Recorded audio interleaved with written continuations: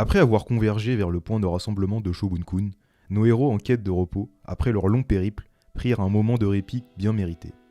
Pendant le repas, Sei, notre illustre meneur, nous conta une histoire des plus captivantes. En vérité, le lieu où il se trouvait était empreint d'une histoire fascinante. Ce lieu, jadis un refuge, avait été le sanctuaire d'un ancien roi de Qin, portant le nom de Bokuko. Bokuko se distinguait par sa profonde affection envers tous, indépendamment de leurs origines. Il témoignait du respect même aux esclaves, provenant d'ennemis jurés, au point où la légende veut qu'il ait choisi un comme son propre maître. Une journée funeste vit son cheval de guerre dévoré par des sauvages des montagnes. Plutôt que de répondre par la violence, il leur offrit un alcool qui, dit-on, est propice à aller avec cette viande. Ce geste altruiste eut des conséquences positives pour l'état de Qin, car il toucha profondément le cœur des habitants des montagnes. Qin, parmi tous les états de la Chine, se tient à l'extrême ouest, mais, au-delà de ses frontières, s'étend une vaste chaîne de montagnes, le domaine du peuple des montagnes. Généralement, ces hommes des montagnes ne se mêlent jamais aux habitants des plaines. Toutefois, Bokuko scella une alliance avec le roi des montagnes, unissant ainsi leur destin à jamais. Cependant, à la mort du roi, Qin rompit cette alliance, mais les montagnards continuaient d'entretenir ce lieu en mémoire de l'amitié et du respect inébranlable entre le roi Bokuko et le peuple des montagnes. Le lendemain, tandis que Karyoten s'était aventurée non loin, elle fut attaquée par un individu singulier. Heureusement, Shin accourut à temps pour la sauver de l'agression. L'assaillant se révéla être un assassin du nom de Muta, envoyé pour éliminer Sei. Un combat acharné s'engagea, et Shin, mobilisant toute sa force, fit face à Muta, expert en combat, qui lui résistait avec vaillance. Le duel se poursuivit, ponctué d'échanges puissants et d'une virilité inébranlable, jusqu'à ce que Shin triomphe. Bravant tous les obstacles, c'est alors que Shogun-kun, plongé dans une rage intense, fit son apparition et mit fin à la vie de Muta. Enfin, réunis, Shogun-kun et le roi Sei reprirent leur chemin après avoir surmonté d'innombrables épreuves.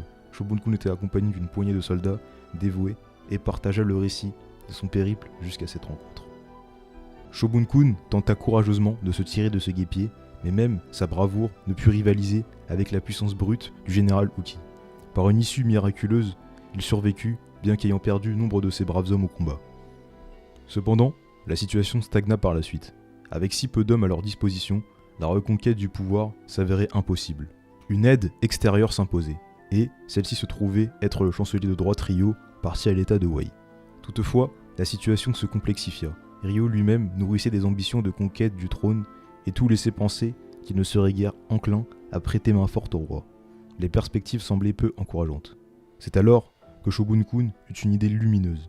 Et si une armée apolitique, n'ayant d'allégeance envers aucune faction, venait à leur secours? Il songea au peuple des montagnes, qui pourrait bien être leur dernier espoir.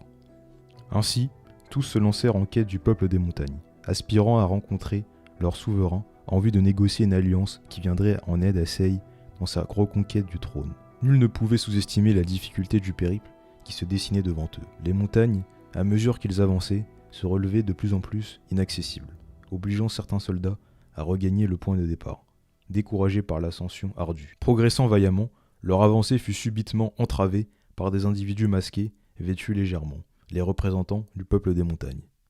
Pris au dépourvu, nos héros se préparèrent instinctivement à la confrontation. Le meneur du groupe, d'un pas assuré, se présenta et énonça ses conditions. Son exigence était que Sei se rende seul auprès de leur roi. Sei, conscient des risques considérables que cela impliquait, consentit néanmoins à ces termes. Par la suite, Shin, Karyoten et un soldat nommé Eki se lancèrent dans la traque discrète du groupe escortant le roi. Cependant, leur propre capture ne tarda pas, survenant au cours de la nuit profonde. Les prisonniers furent rapidement acheminés au village des montagnards. À leur arrivée, quelle ne fut pas leur stupeur, face aux imposantes structures et aux habitations impressionnantes qui se dressaient devant eux, en dépit de l'emplacement au plein cœur des montagnes.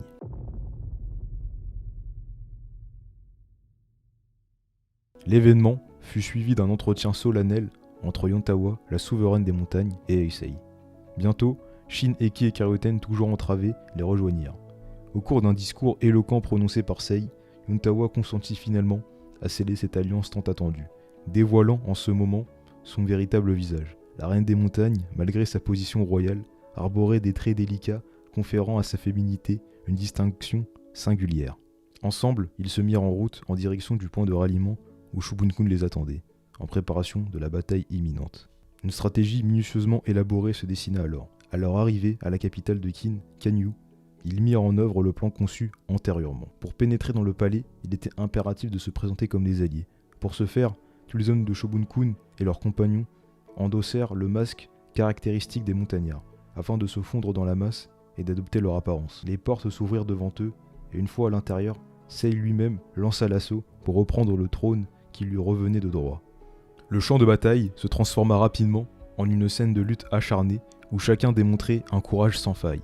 Shin, parmi les combattants, se démarqua par sa fougue et son énergie inépuisable. Les événements se déroulaient comme prévu, mais, non loin de là, une figure des plus charismatiques observait la scène avec une prestance indéniable, le général Ugi.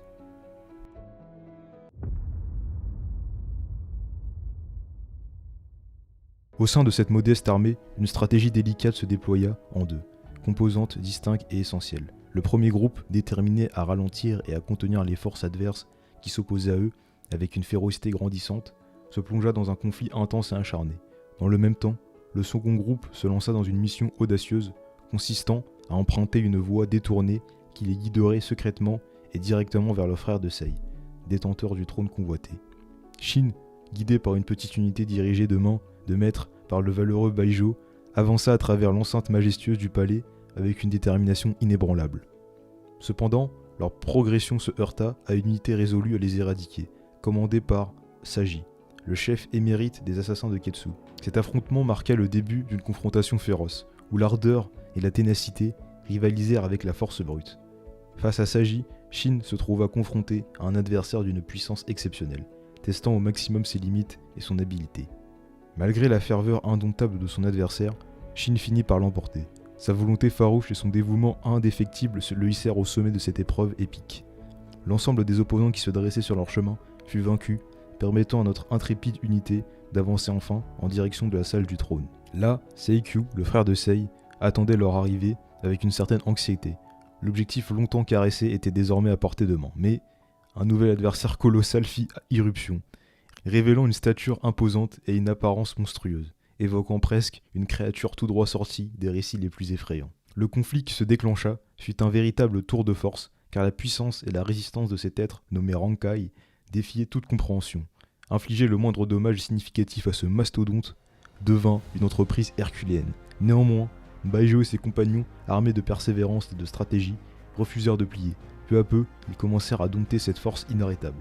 Finalement, le coup de grâce porteur de la victoire tant convoitée fut délivré par le courageux Shin.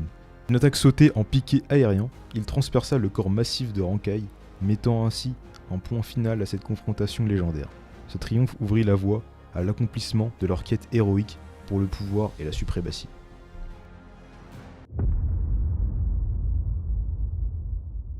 Alors j'ai trouvé ces 3 tomes extrêmement captivants et admirablement élaborés.